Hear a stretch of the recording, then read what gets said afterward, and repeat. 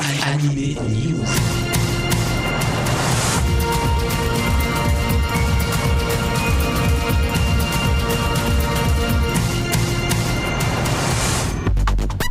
Salut à tous, c'est Alex au micro de Generic Kids en partenariat avec Sun Up pour Anime News, votre rendez-vous hebdomadaire avec l'animation japonaise et le manga.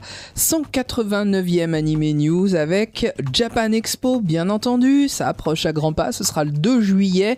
On va parler un petit peu de tout ce qui vous y attend, éditeur par éditeur, et puis les chroniques manga seront là avec Kiun, Isan Manga, Taifu, Komiku, Tonkam, et on terminera avec du dessin animé grâce à Kazé et au studio Ghibli. Japan Expo fête cette année ses 15 ans et c'est en grande pompe puisque le festival s'agrandit un jour de plus. Du 2 au 6 juillet prochain, Japan Expo se fera un plaisir de vous accueillir donc au parc des expositions de Paris Nord, Villepinte. Comme chaque année, énormément d'activités, que ce soit des jeux, des arts martiaux et même des villes qui viennent à vous, des activités donc en relation avec le Japon. La nouveauté pour ce 15e anniversaire de Japan Expo, c'est une application dédiée à Japan Expo qui est d'ores et déjà disponible et qui vous permet de vous organiser pour vous rendre au festival et tout simplement organiser vos rencontres, vos dédicaces et votre festival. Énormément aussi d'avant-premières, de concours qui vous attendent et puis les éditeurs de manga rivalisent de produits dérivés et d'événements tout simplement pour vous faire découvrir leurs auteurs et leurs univers. Tout ça bien sûr pour notre plus grand plaisir, ce sera l'occasion de vous faire dédicacer des titres que vous découvrirez pour certains en avant-première à Japan Expo et puis l'occasion de rencontrer donc ces auteurs que vous appréciez. Je vous propose pour ce 189e Anime News et celui de la semaine prochaine de vous présenter les auteurs qui seront présents à Japan Expo par éditeur, après donc les chroniques de chaque éditeur. Japan Expo, c'est aussi des invités qui lui sont propres, avec notamment cette année en invité d'honneur Kitaro Kosaka qui a travaillé sur des longs métrages du studio Ghibli et qui sera donc présent à Japan Expo, ainsi que Izumi Matsumoto, l'auteur du manga de Max et compagnie, c'est-à-dire Kimagure Orange Road. Ipei Kuri, qui est également character designer, illustrateur, mangaka, producteur et scénariste. On lui doit notamment Judo Boy, c'est-à-dire Kurenai Senshiro, sera donc présent lui aussi à Japan Expo.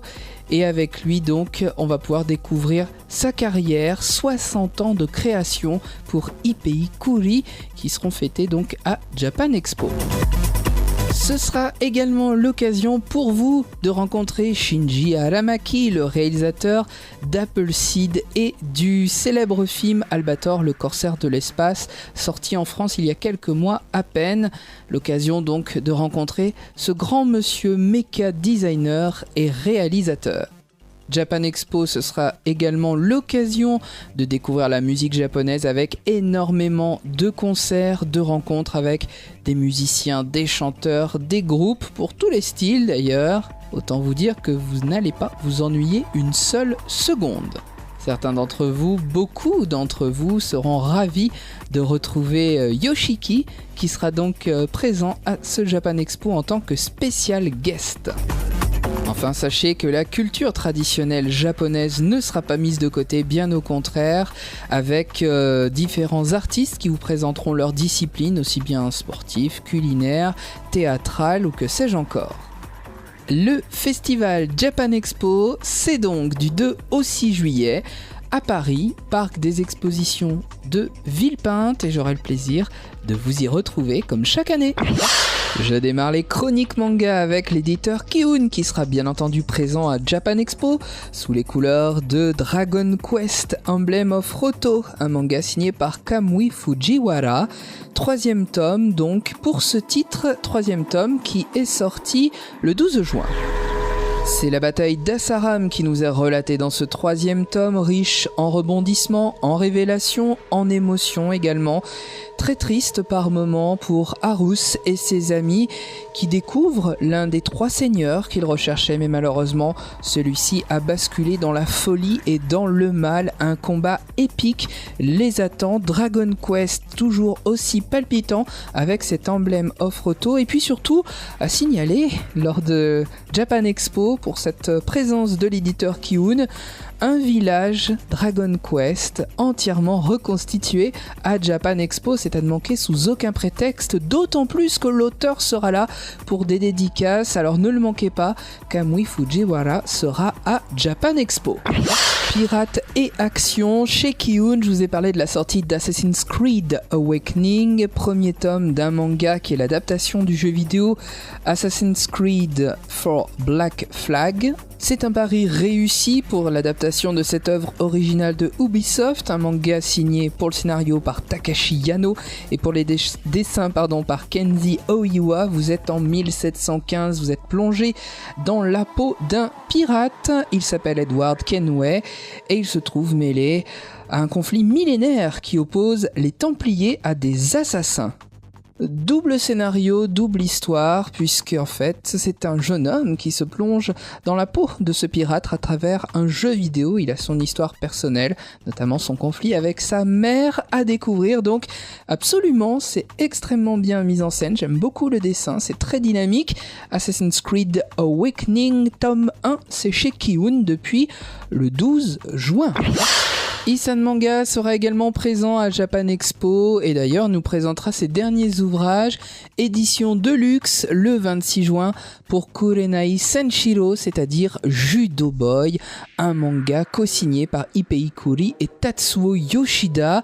C'est un titre très attendu, il sortira donc le 26 juin, je vous l'ai dit, manga Deluxe bien entendu, comme toutes les éditions Isan Manga, avec une couverture cartonnée et une très belle qualité d'impression. C'est un manga qui date de 1968, un titre phare d'Ipei Kuri et de Tatsuo Yoshida, tous deux d'ailleurs fondateurs du célèbre studio Tatsunoko, un studio duquel est sortie l'adaptation animée de Kurenai Senshiro, c'est-à-dire de Judo Boy, qu'on a découvert en France bien entendu il y a très longtemps dans les années 80. C'est donc un immense plaisir de retrouver ce très beau titre dans le catalogue Isan Manga, et c'est d'autant plus un plaisir que l'un des deux auteurs, Ipei Kuri, sera présent à Japan Expo. C'est un invité d'honneur cette année du festival et vous pourrez éventuellement vous faire dédicacer votre manga par Ipei Kuri en personne. D'ailleurs, Isan Manga organise un concours, 3 exemplaires seront à gagner donc de Judo Boy et seront dédicacés par Ipei Kuri.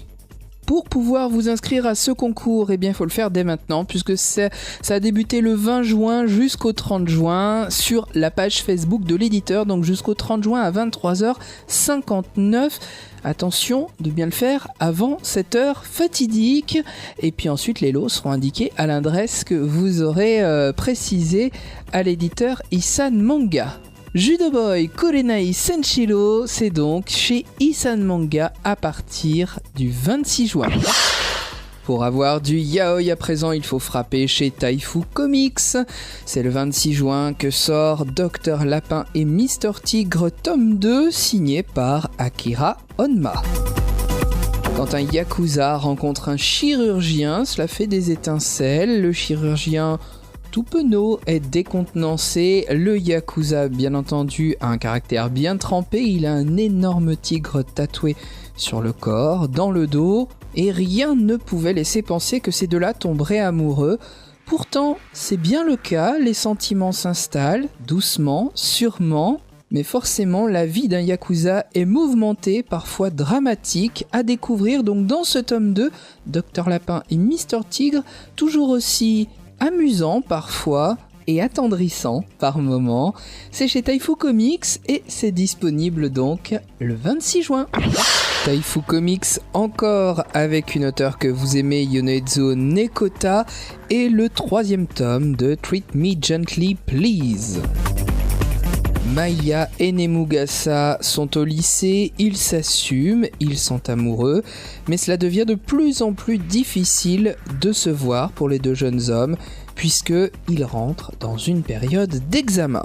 Forcément, les moments intimes sont très espacés, cela rend malheureux aussi bien Maya que Nemugasa, d'autant plus que la mère de Nemugasa va se trouver nez à nez avec Maya, et je peux vous dire que ça va compliquer la relation entre les deux jeunes hommes. Le bad boy et le garçon studieux, c'est toujours aussi romantique, toujours aussi touchant, c'est donc dans Treat Me Gently Please, tome 3, et en plus, l'auteur nous offre un crossover avec les personnages de son autre titre phare, Electric Disillusion, que vous connaissez, que vous pouvez aussi lire aux éditions Taifu. Et enfin, pour terminer avec le yaoi et Taifu Comics, le second tome de Amero Paradox est annoncé pour le 26 juin. Il est signé par Isaku Natsume et c'est la suite des aventures de Kaburagi et de Onoe. On peut vraiment dire que Onoe est adorable, puisque malheureusement, dans leur vie, la sœur de Kaburagi va faire son irruption et va vraiment vouloir mettre le désordre. C'est sa petite sœur, mais pourtant elle ne l'apprécie absolument pas et Onoe va tout faire pour rabibocher le grand frère et la petite sœur. Autant vous dire qu'il n'est pas au bout de ses peines. En tout cas, tout cela c'est dans Amero Paradox, signé par Isaku Natsume, second tome donc, aux éditions Taifu Comics. Ça sort le 26 juin. Et ces titres yaoi, vous pourrez les feuilleter, vous les procurer à Japan Expo, puisque Taifu Comics sera présent, sera fidèle au poste avec un stand qui vous permettra de découvrir aussi des avant-premières. Parmi ces avant-premières, le 9e tome très attendu de The Tyrant Who Fall in Love, qui ne sortira en plus en librairie que le 25 septembre, mais également un autre tome de Tendre Voyou, et puis une très belle avant-première, très prometteuse, In This World. Japan Expo et Taifu Comics, ce sera aussi l'occasion de rencontrer Riito Takarai, une auteure que vous appréciez beaucoup, qu'on aime beaucoup, qui a signé Seule la fleur sait, 7 Days, Fleurescence, une auteure qui manie avec brio le romantisme et la douceur dans le dessin et dans le trait. En tout cas, vous ne serez pas déçus des dédicaces puisque j'ai vu l'ex-libris, il est vraiment magnifique. Taifu Comics vous gâtera avec des offres qui en plus sont cumulables, des offres qui vous permettent tout simplement d'obtenir des posters, de très beaux badges, ils sont assez fun, et puis aussi des marque-pages à l'effigie donc de vos séries yaoi préférées. Du yaoi et du yuri aussi à gogo, bien entendu, ce sera sur le stand de Taifu Comics. Les addicts de yaoi vont être ravis, on a hâte d'y être. L'éditeur Komiku multiplie les sorties et les surprises avec pas moins de 5 titres entre fin juin et début juillet. Une nouveauté, le nouveau Tom Sawyer, premier tome d'un manga signé par un collectif qui s'appelle Ume et qui est en fait composé d'un couple, Takahiro Ozawa et Asako Seo. Ce titre est tout à l'honneur de l'éditeur Komiku puisqu'il nous invite à la découverte. Et quelle découverte? Une île, Athéna-jima. Cette île est située à l'extrême sud-ouest de l'archipel nippon et l'on suit le cheminement du jeune Chiharu qui a quitté Tokyo, qui a quitté cette grande mégapole pour s'installer sur cette île qui va lui paraître très dépaysante. Tout ce qu'on découvre, on le découvre grâce à l'œil jeune et innocent de Chiharu.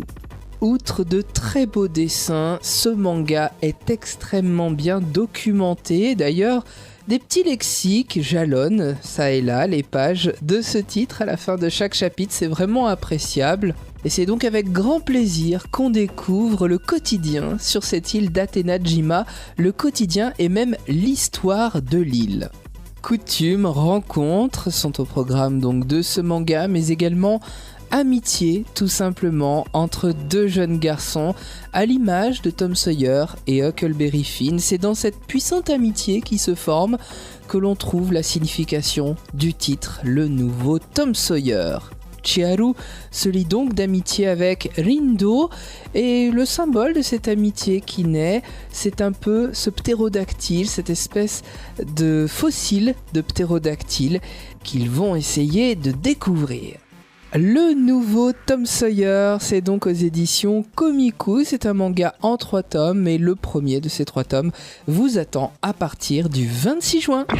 Je vous parlerai la semaine prochaine du tout nouveau manga que sortira Komiku à l'occasion de Japan Expo. Ce sera le 3 juillet, un titre prometteur.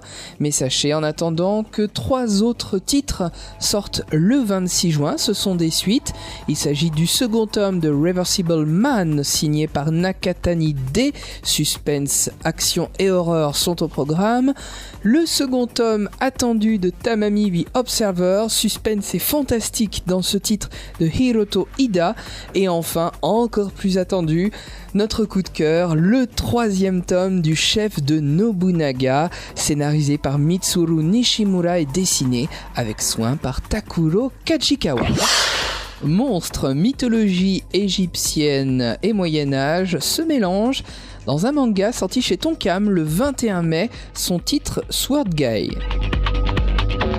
C'est un manga co-signé par Toshiki Inoue, Keita Amemiya et Osamu Kine. Et c'est l'histoire du jeune Guy, sombre destiné puisque sa mère pendue le met au monde. Le bébé tombe au milieu d'un nid de serpents. Il est mordu par ces bestioles et puis quelques années plus tard, après avoir été recueilli par un maître forgeron, il va perdre accidentellement son bras et son père adoptif va alors remplacer son bras par une épée enchantée qui s'appelle Shiryu, qu'il a fait refondre pour devenir le bras artificiel de Guy. Mais voilà, des monstres se déchaînent et Guy va devoir les combattre. Recherche de soi, destinée tragique et destin hors du commun, voilà ce qui compose ce manga Sword Guy, bien dessiné, bien mis en scène, assez gore par moments, une note toute particulière pour les monstres qui sont vraiment très bien faits, bien imaginés, bien vus. 2 volumes sont déjà en cours au Japon. Il en reconnaît la patte de Toshiki Inoue, qui en a signé le scénario. On lui devait quand même Kamen Rider 555 ou Jetman. Il a travaillé sur Ninja Scroll, sur Ken le Survivant. Autant vous dire, en tout cas, que l'histoire ne manque pas de rebondissements. Et puis côté dessin, le manga, je vous l'ai dit, n'est pas en reste. Il a été dessiné par Osamu Kine et les personnages, eux, tout particulièrement, sont signés par Keita Amemiya qui avait travaillé sur le dessin animé Iria Zeram The Animation en 1994. Entre XOR et Pacific Rim, les amateurs du genre vont être ravis. Sword Guy, tome 1, c'est donc chez Tonkam, disponible depuis le 21 mai. Toujours chez Tonkam, depuis le 11 juin, c'est le volume 2 de Momo The Beautiful Spirit, on l'attendait. Il est co-signé par 3 artistes, Kazuto Okina et Naoto Tsushima pour le scénario, et Z-On, un dessinateur coréen, pour les dessins. Science-fiction et aventure se côtoient donc dans ce manga où le jeune Taro, je vous le rappelle, a échoué sur une planète totalement hostile, la planète Kikyu, et franchement il était condamné, mais il a été sauvé par une jeune fille ravissante, Momo. Petit à petit dans ce tome 2, il est persuadé d'avoir déjà vu Momo quelque part, persuadé qu'elle faisait partie de l'équipage de son vaisseau spatial, mais pour l'instant on n'en sait pas plus. Toujours est-il que Momo et lui rencontrent un guerrier de la tribu des chiens. Il s'appelle Ken et tous 3 vont poursuivre leur chemin jusqu'à rencontrer l'un des 4 chevaliers démons. Ce sont d'ailleurs plus des chefs que des chevaliers. En tout cas, ils sèment la terreur et notamment la tribu des chiens vit dans la terreur donc de ces espèces de démons. On en apprend petit à petit un peu plus sur l'histoire et le mystère qui entoure le passé de cette planète. Et puis le mystère s'épaissit autour du personnage de Momo. Tout cela subjugué par un magnifique dessin. On peut dire que les détails sont vraiment soignés. C'est un très bon titre, je vous le conseille. Momo The Beautiful Spirit. Si vous aimez les combats, un peu de gore, de l'aventure et de la SF, vous serez servi. C'est chez Tonkam et c'est disponible depuis le 11 juin. Dernier titre dont j'aimerais vous parler aujourd'hui, sorti chez Tonkam, un premier tome pour une série qui s'intitule Seven. Seven comme le nombre de nains de Blanche-Neige, Snow White and the Seven Dwarfs, c'est d'ailleurs le sous-titre de ce manga de science-fiction d'anticipation signé par Kuroko Yabuguchi. l'auteur a transformé le conte en cauchemar puisqu'il y a 2 ans, le Japon a été frappé par une énorme catastrophe qui l'a isolé du reste du monde. La survie des habitants dépend du gouvernement de la métropole de Tokyo qui est vraiment totalement isolé et surtout de sa gouverneure Noire-Neige qui est vraiment machiavélique et qui est surtout despotique. C'est une dictatrice en puissance. Pour faire régner son pouvoir et son autorité et collecter ses impôts, elle dispose d'une armée surpuissante, les Tekigosha. Ce sont des hommes, des soldats aux capacités extraordinaires. Et l'histoire débute lorsqu'un jeune homme, Takeru, un lycéen, il a 16 ans, est découvert sur des ruines, des amoncellements de béton détruit. Takeru ne se souvient plus de rien de ces 2 dernières années passées. Il tombe des nues en découvrant une Tokyo complètement ravagée, mais il va très vite s'apercevoir qu'il a justement des pouvoirs et donc qu'il faisait partie des soldats de cette armée spéciale. Mais voilà, son grand sourire, son optimisme et son amnésie vont l'amener à se rebeller et à partir en guerre contre le despotisme de Noire-Neige. Dès les premières pages, le ton est donné avec une mise en scène efficace, révolte contre l'oppresseur, révolte d'un étudiant pour ce manga, donc disponible depuis le 11 juin chez Tonkam, ça s'appelle tout simplement Seven. Et l'on poursuit avec du dessin animé et de la vidéo chez Kazé avec la sortie de la première box attendue de Kuroko's Basket. Elle est sortie le 18 juin, 3 DVD, donc c'est une box DVD et 13 épisodes pour redécouvrir les aventures de ces jeunes basketteurs du lycée Seirin. C'est parti donc pour des championnats à gogo. Kuroko's Basket, première box donc chez Kazé Vidéo. C'est disponible depuis le 18 juin en VF et en version originale sous-titrée français. Pour terminer cette première partie du 189e Anime News, je vais vous parler cinéma avec une très belle sortie, celle du tout dernier film des studios Ghibli et de monsieur Isao Takahata, l'un des 2 piliers du studio. On lui devait Pompoko, on lui devait Mes voisins les Yamada ainsi que le très beau Tombeau des Lucioles. Et bien voici que s'avance le conte de la princesse Kaguya, son adaptation de ce très beau et très ancien conte traditionnel japonais. Ce long métrage dure 137 minutes, il était sorti au Japon le 23 novembre 2013, autant dire que nous avons la très grande chance de le découvrir rapidement en France grâce à la distribution des studios Disney. Et ce film sortira donc le 25 juin, mercredi, dans toutes nos salles françaises. La particularité de ce film également, une fois n'est pas coutume, c'est que les musiques ont été composées par Joe Hisaishi qui habituellement compose celles des films de Hayao Miyazaki. Je l'ai dit, une fois n'est pas coutume, ce sont de très très belles musiques de toute manière. Et puis Isao Takahata nous offre là une réalisation et une animation de toute beauté, empreinte de poésie à l'image de ses précédents films. À sa naissance, elle était de la taille d'1 pouce, elle est née d'un bambou et elle a été élevée par un coupeur de bambou. Elle devient une magnifique femme et son destin est bouleversé puisqu'elle découvre qu'elle est l'héritière du royaume de la lune. Tel est le point de départ de cette très belle histoire, le conte de la princesse Kaguya que je vous invite vraiment à découvrir. Très belle histoire, très belle réalisation, c'est du studio Ghibli bien entendu et c'est une nouvelle œuvre de monsieur Isao Takahata. Rendez-vous donc à partir du 25 juin dans toutes nos salles obscures pour découvrir ce tout nouveau chef-d'œuvre des studios Ghibli et de monsieur Isao Takahata, le conte de la princesse Kaguya. Depuis la semaine dernière, nous vous offrons une nouvelle formule d'Anime News, c'est le moment de la rencontre. Les 31 mai et 1er juin, à Bassillac, en Dordogne, s'est tenu le salon du jouet. Ambiance bon enfant, très belles rencontres, belles expositions de jouets toutes catégories, aussi bien des Lego, Star Wars, des collections Jace, Mask, des collections de Barbie, mais également des jeux vidéo, l'association Genki Baka de Clermont-Ferrand qui mettait l'ambiance, ainsi que Coucou Circus.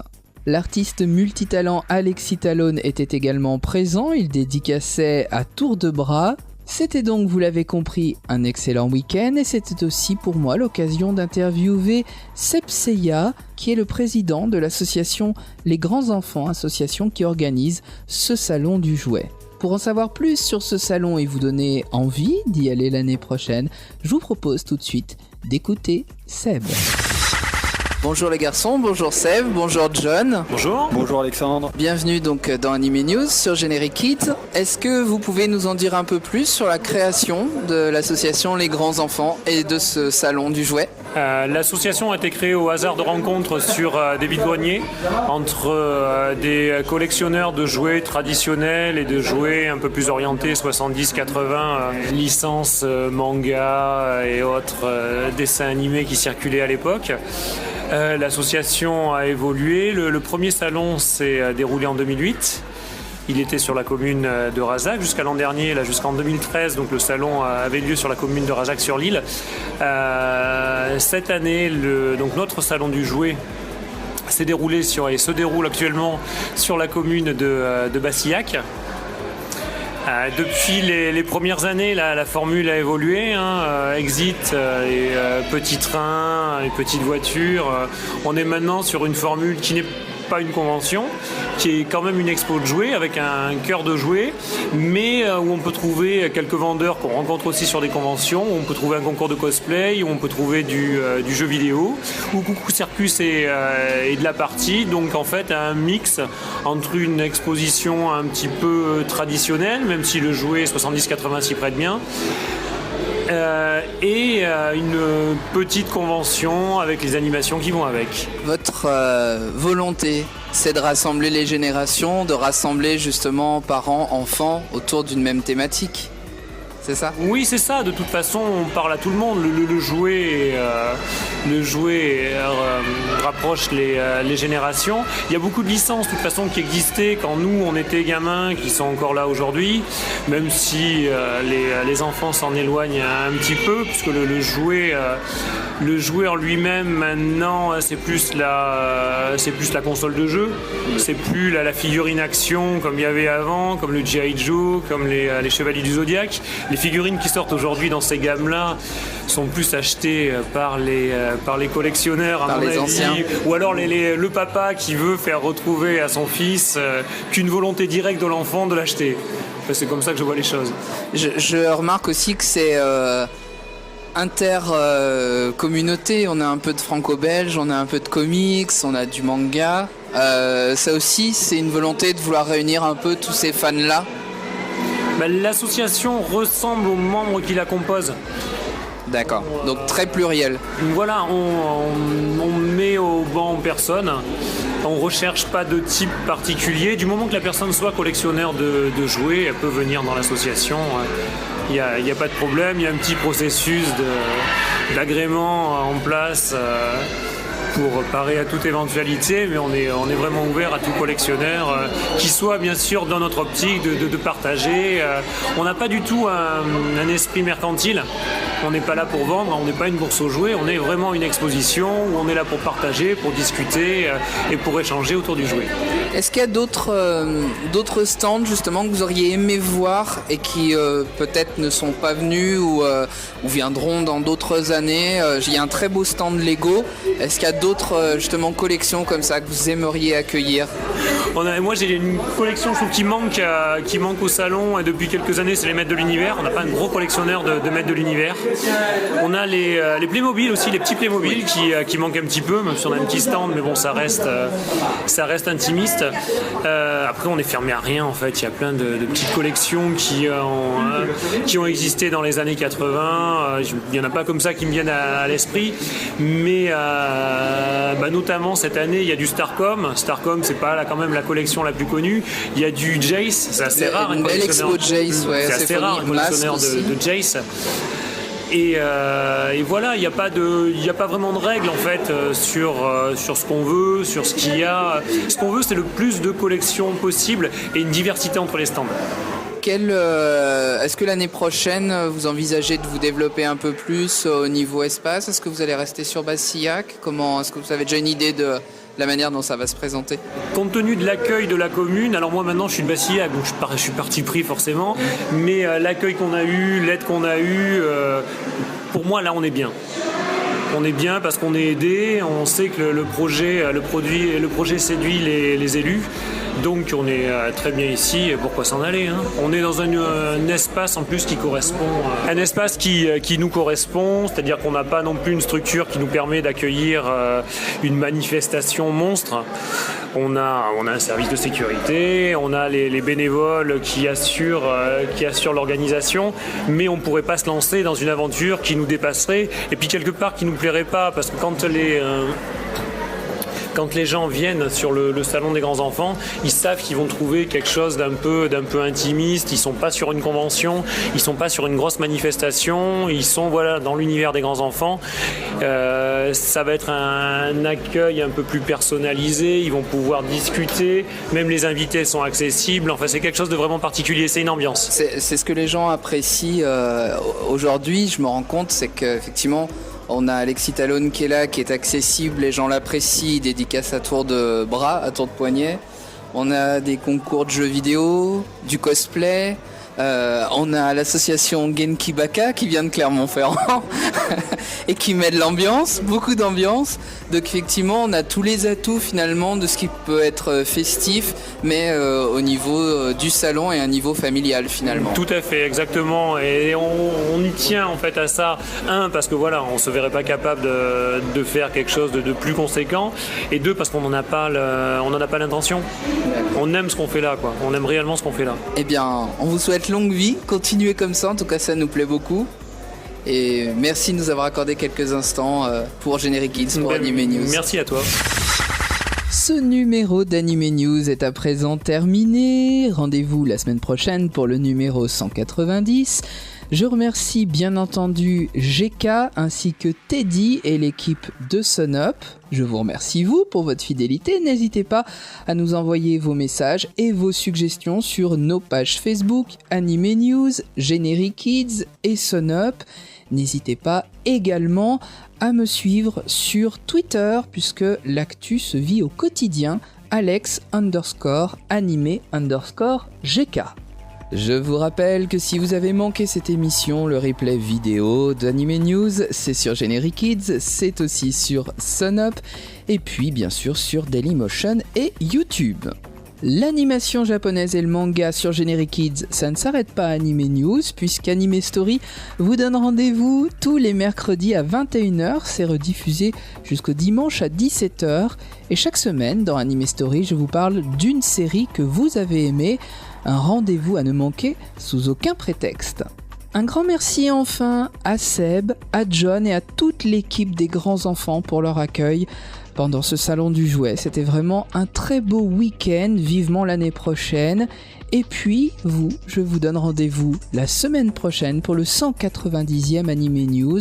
D'ici là, vous êtes sur Generic Kids, vous êtes bien alors, restez-y.